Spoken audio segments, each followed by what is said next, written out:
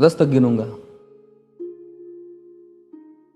राम लिखते ही, पढ़ते ही, सुनते ही, देखते ही या दिखते ही मन में जो पहला विचार आता है उसे बांध कर रखिए। पूछूंगा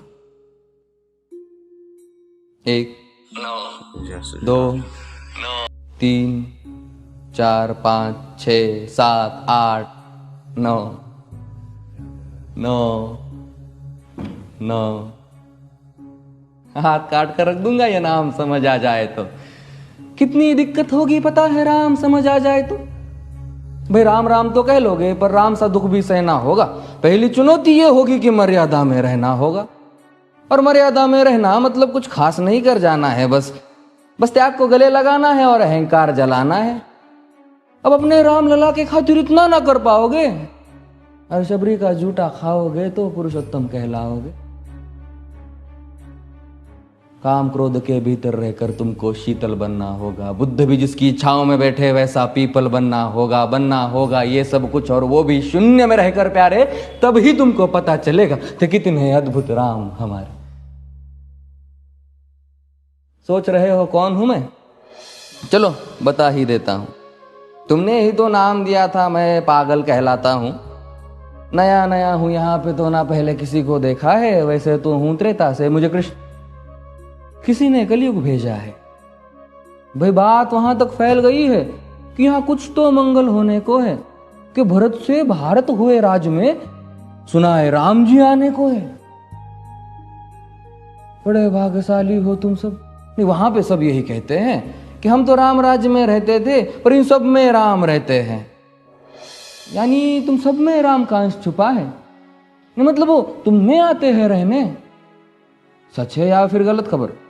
अगर सच्ची है तो क्या कहने। तो सबको राम पता ही होगा, घर के बड़ों ने बताया होगा। तो बताओ फिर कि क्या है राम। बताओ फिर कि क्या है राम। बताओ। अरे पता है तुमको क्या है राम?